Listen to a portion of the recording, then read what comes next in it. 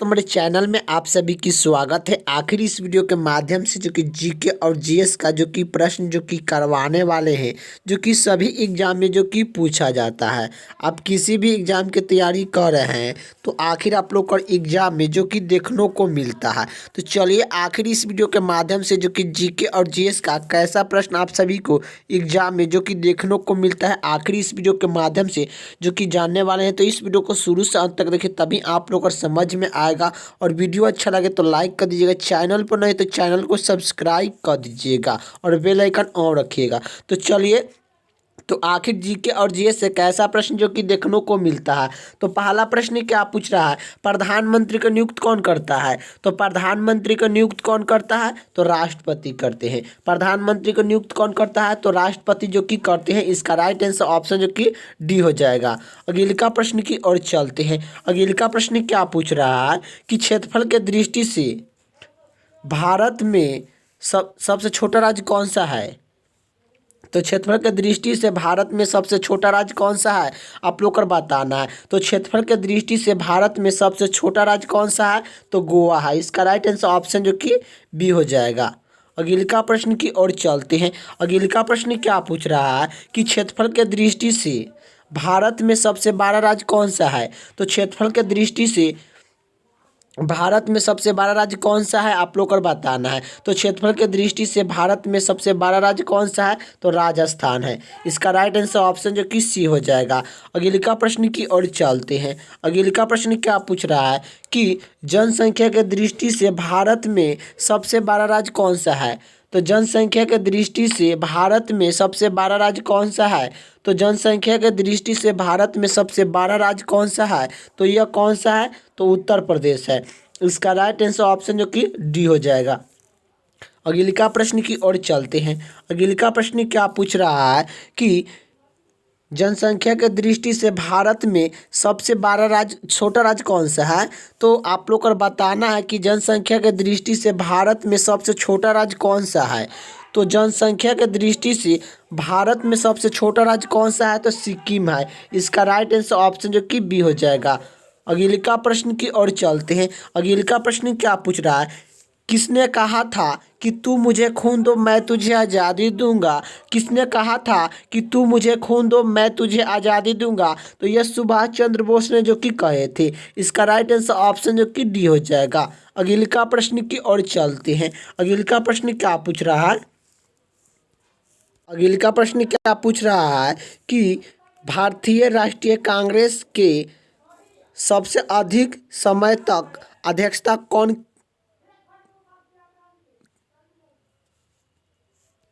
किए थे, आप लोग को बताना है। तो यह भारतीय राष्ट्रीय कांग्रेस के सबसे अधिक समय तक अध्यक्षता कौन किए थे, तो आप लोग को बताना है कि कौन किए थे, आप लोग को बताना है। तो भारतीय राष्ट्रीय कांग्रेस के सबसे अधिक समय तक अध्यक्षता कौन किए थे, तो यह कौन किए थे, अब्दुल कलाम आज़ाद किए थे। अब्दुल कलाम आज़ाद जो कि भारतीय राष्ट्रीय कांग्रेस के सबसे अधिक समय तक अध्यक्षता जो कि किए थे। इसका राइट आंसर ऑप्शन जो कि सी हो जाएगा। यही बात करें भारतीय राष्ट्रीय कांग्रेस की स्थापना कब हुआ था, तो 28 दिसंबर 1885 ईस्वी में जो कि किया गया था, आप लोग को याद होना चाहिए। तो भारतीय राष्ट्रीय कांग्रेस का स्थापना कब किया गया था, 28 दिसंबर 1885 ईस्वी में किया गया था। इसके अध्यक्षता जो कि प्रथम अध्यक्षता जो कि किसने किया था, तो यह WC बनर्जी ने जो कि किए थे। यह जो कि किए थे भारतीय राष्ट्रीय कांग्रेस का जो कि प्रथम जो कि अध्यक्षता किसने किया था, तो यह WC बनर्जी ने जो कि किए थे। ये भी आप लोग को याद होना चाहिए। तो इसका राइट आंसर ऑप्शन जो कि सी हो जाएगा। अब्दुल कलाम आज़ाद भारतीय राष्ट्रीय कांग्रेस में सबसे अधिक समय तक अध्यक्षता जो कि किए थे। अगले का प्रश्न की ओर चलते हैं। अगले का प्रश्न क्या पूछ रहा है, किसने कहा था दिल्ली चलो। किसने कहा था दिल्ली चलो, यह आप लोग का बताओ। तो यह आप लोग का बताओ, इसका राइट आंसर क्या होगा, आप लोग का इसका राइट आंसर आप लोग का बताओ कि किसने कहा दिल्ली चलो। यह सुभाष चंद्र बोस ने जो कि दिल्ली चलो का जो कि नारे जो कि दिए हैं। दिल्ली चलो यह किसने कहा, तो यह सुभाष चंद्र बोस ने जो कि कहे थे। तो इसका राइट आंसर ऑप्शन जो कि डी हो जाएगा। और सुभाष चंद्र बोस ने जो कि 3 को नारा दिए हैं।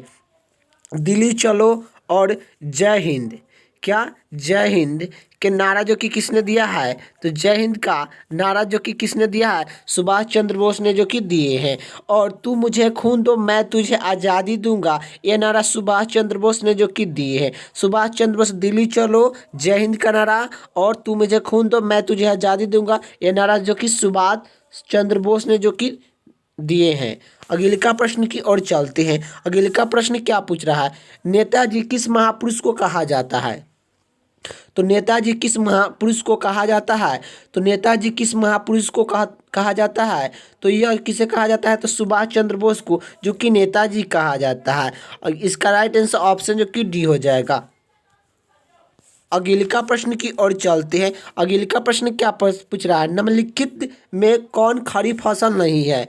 तो आप लोग को बताना है कि निम्नलिखित में कौन खड़ी फसल नहीं है। तो खड़ी फसल कौन सा नहीं है आप लोग को बताना है। तो देखिए खड़ी फसल जो कि यह कौन सा नहीं है? तो खड़ी फसल जो कि यह जो कि नहीं है, गेहूं जो कि खड़ी फसल नहीं है। गेहूं एक जो कि क्या है? तो एक जो कि रबी फसल होता है। गेहूं कैसा फसल है? तो एक रबी फसल है। और ये सब जो कि तीनों आप लोग का जो कि कपास और जो कि चावल और गन्ना ये क्या है? तो यह खड़ी फसल है। लेकिन गेहूं एक रबी फसल है, ये भी आप लोग को याद होना चाहिए। रबी फसल में जो कि कौन कौन आ जाएगा? तो रबी फसल में जो कि चना आ जाएगा। क्या? चना आ जाएगा। रबी फसल में जो कि क्या क्या आएगा? चना, चना आ जाएगा। और जो कि जौ आ जाएगा, गेहूं आ जाएगा।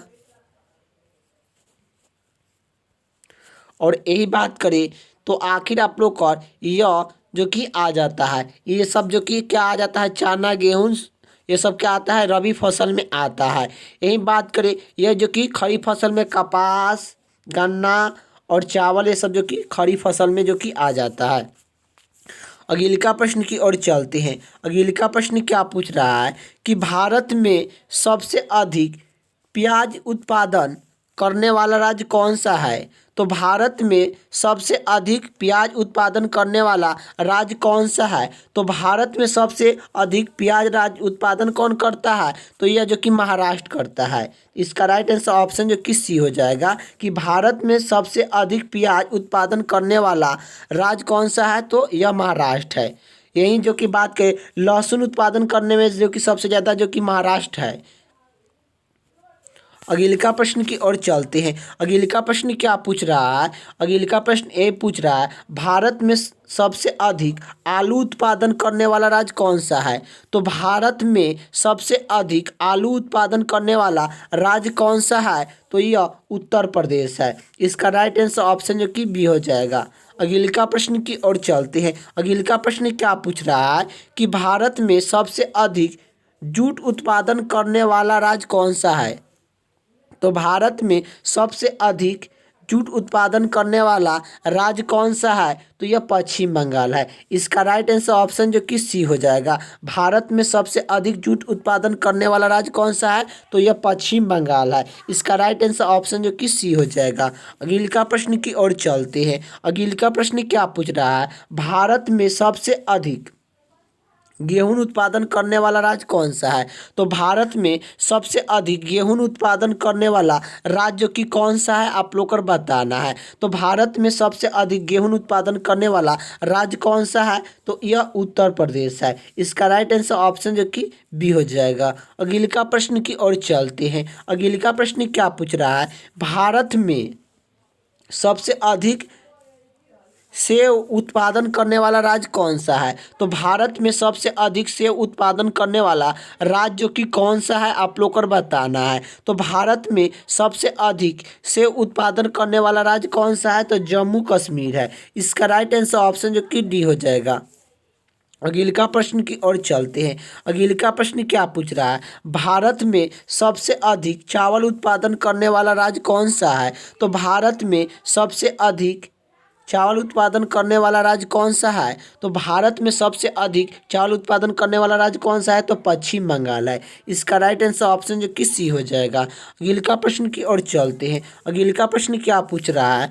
भारत में सबसे अधिक चाय उत्पादन करने वाला राज्य कौन सा है? तो भारत में सबसे अधिक चाय उत्पादन करने वाला राज्य कौन सा है? आप लोग को बताना है। तो भारत में सबसे अधिक चाय उत्पादन करने वाला राज्य की कौन सा है? तो आसाम है। इसका राइट आंसर ऑप्शन जो कि बी हो जाएगा। अगला प्रश्न की ओर चलते हैं। अगला प्रश्न क्या पूछ रहा है? अगला प्रश्न ए पूछ रहा है, निम्नलिखित में से खरीफ फसल कौन सी है? तो निम्नलिखित में से खरीफ फसल कौन सी है? तो खरीफ फसल कौन सी है आप लोग को बताना है। तो खरीफ फसल जो कि कौन सा है? तो चावल एक खरीफ फसल है। इसका राइट आंसर ऑप्शन जो कि ए हो जाएगा, जो कि चावल एक खरीफ फसल है। यही बात करें गेहूं, जौ, सरसों, ये तीनों क्या है? ये जो कि तीनों क्या है आप लोग का? तो ये तीनों एक जो कि रबी फसल है। ये तीनों क्या है? रबी फसल है। ये भी आप लोग को याद होना चाहिए। तो अगला प्रश्न की ओर चलते हैं। अगला प्रश्न क्या पूछ रहा है कि सर्वप्रथम इंडिया शब्द का प्रयोग भारत के लिए किस भाषा में किया गया आप लोग को बताना है। सर्वप्रथम इंडिया शब्द का प्रयोग भारत के लिए किस भाषा में किया गया? तो आखिर आप लोग को बताना है। तो इंडिया शब्द का प्रयोग भारत में किस भाषा के लिए किया गया है? तो ग्रीनिक भाषा के लिए जो कि किया गया है। इसका राइट आंसर ऑप्शन जो कि डी हो जाएगा। अगला प्रश्न की ओर चलते हैं। अगला प्रश्न क्या पूछ रहा है? निम्नलिखित राज्य में से कौन सा राज्य तीनों तरफ से बांग्लादेश से घिरी हुई है? तो निम्नलिखित में से राज्य में कौन सा राज्य है कि तीनों तरफ से बांग्लादेश से घिरी हुई है? तो बांग्लादेश से तीनों तरफ से जो कि घिरा हुआ राज्य कौन सा है आप लोग को बताना है। तो बांग्लादेश के ओर जो कि बांग्लादेश से तीनों ओरी से घिरी हुई है कौन सा राज्य है? तो त्रिपुरम है। त्रिपुरम जो कि वह कौन सा राज्य है आप लोग को बताना है कि यह तीनों राज्य आज तीन तरफ से बांग्लादेश से घिरी हुई है। तो कौन सा राज्य है? तो यह जो कि त्रिपुरम बांग्लादेश के तीनों ओर से राज्य से जो कि घेरा हुआ है। इसका राइट आंसर ऑप्शन जो कि डी हो जाएगा।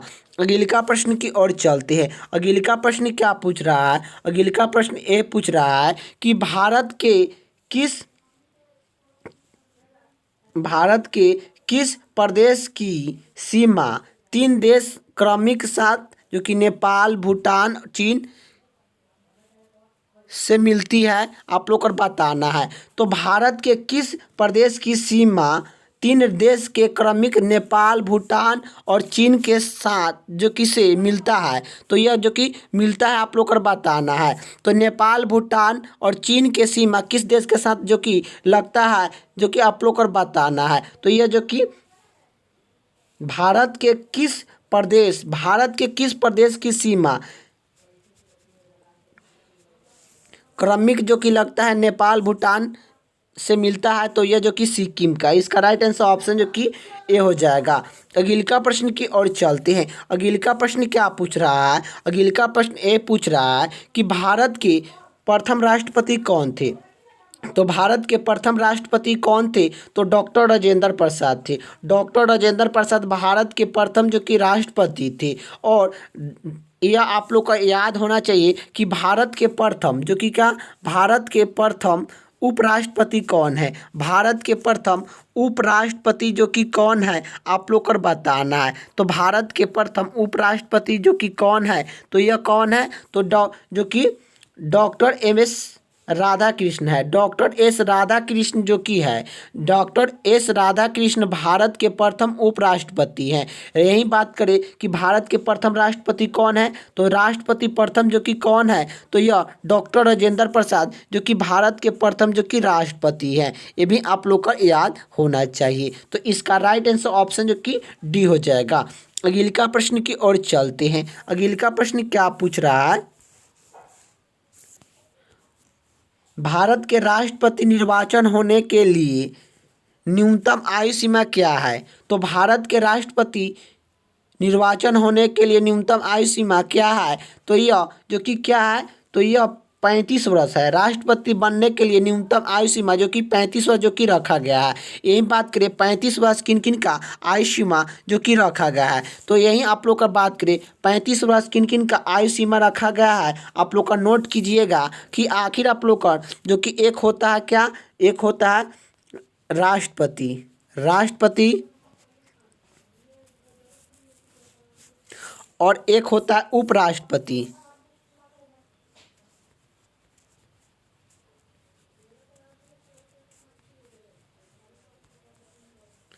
एक होता है उपराष्ट्रपति, एक होता है आप लोग का राज्यपाल।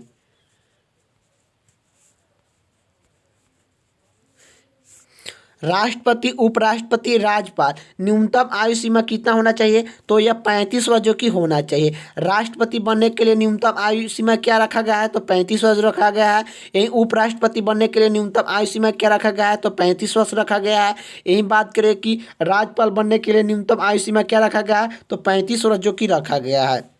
ये भी आप लोग का यह तीनों याद होना चाहिए। यह तीनों का आयु सीमा 35 वर्ष जो कि रखा गया है। और यह आप लोग का यही बात करें कि 25 वर्ष किन किन का आयु सीमा रखा गया है। 25 वर्ष के बात करें तो एक होता है मुख्यमंत्री,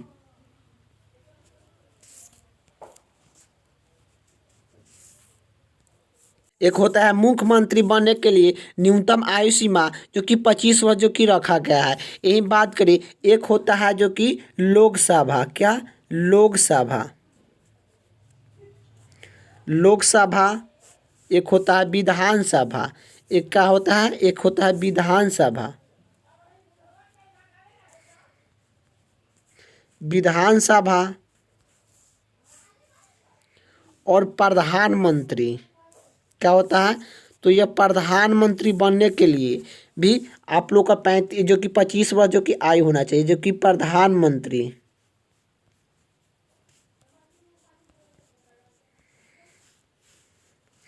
क्या क्या आप लोग का बनने के लिए जो कि 35 जो कि 25 वर्ष जो कि होना चाहिए। प्रधानमंत्री बनने के लिए न्यूनतम आयु सीमा जो कि कितना रखा गया है? तो यह जो कि 25 वर्ष जो कि रखा गया है। 25 वर्ष जो कि प्रधानमंत्री बनने के लिए न्यूनतम आयु सीमा जो कि रखा गया है। यही बात करें मुख्यमंत्री बनने के लिए न्यूनतम आयु सीमा क्या रखा गया है? तो 25 वर्ष रखा गया है। लोकसभा बनने के लिए न्यूनतम आयु सीमा जो कि कितना रखा गया है? तो 25 वर्ष रखा गया है। यही विधानसभा के बात करें, विधानसभा बनने के लिए न्यूनतम आयु सीमा 25 वर्ष जो कि रखा गया है। ये भी आप लोग को याद होना चाहिए। तो यही बात करें कि आखिर इन जो कि इन सभी का जो कि 25 वर्ष जो कि आयु सीमा रखा गया है। यही बात करें 30 वर्ष किन किन का आयु सीमा रखा गया है।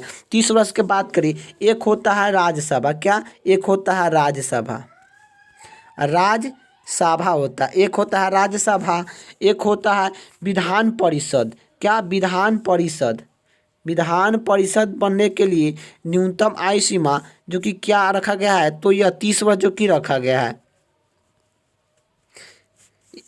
न्यूनतम आयु सीमा 30 वर्ष जो कि रखा गया है विधान परिषद के लिए।